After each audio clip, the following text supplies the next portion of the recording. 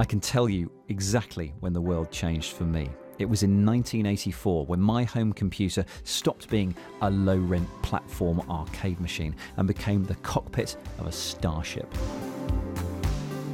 If you weren't in the UK back then, you might not have heard of Elite, a mainly British phenomenon, but this was the first home computer game that was genuinely 3D.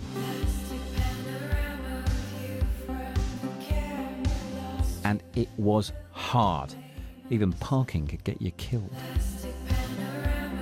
You have to line yourself up with the spinning space station, and then as you approach, you have to match the space station's spin, and if you don't get it exactly right, then stardust. And now, 30 years on, I'm 11 again. This is the new version of Elite, masterminded once again by one of the original co-creators, David Braben, who sat in as I got my first test drive. This time, the game's development has been paid for by the fans in the most successful British Kickstarter-funded project ever. And yes, it does look like many of the backers were British fans of the original game. And this time, it's designed to run on computers millions of times more powerful than the BBC Micro. It supports 4K, 8K and even 16K monitors. And if that's not immersive enough, it also works with Oculus Rift.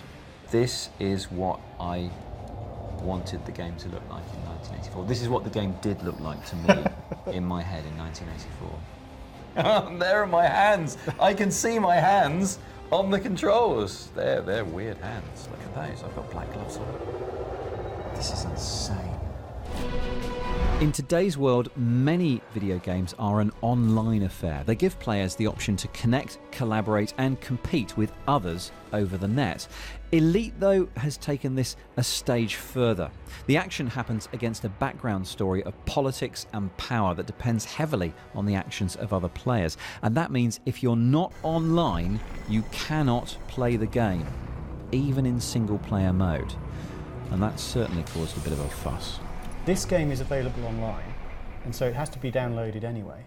I mean, if you think of the majority of games out there that are played, everything like Call of Duty and all that stuff, is clearly online, Titanfall, you know, but all they of those. do have single-player story modes where you can just play the entire game Yes, they without do. Yeah. any kind of multiplayer, without any kind of online requirements.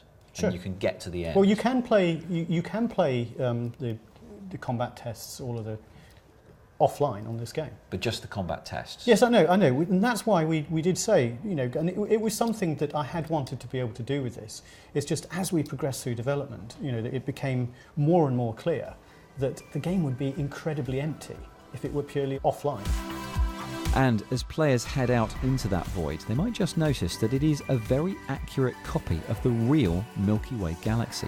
160,000 star systems have been taken from actual star charts, and 400 billion computer-generated others are in pretty much the right place. So just round here, Yeah. So, on the left, Barnard's Loop, everybody. Yeah. David is proud of Barnard's Loop, right? It's there. You're right. The night sky, it matters a lot to me that you look up and everything that's you can see in the real life night sky you can visit in the game.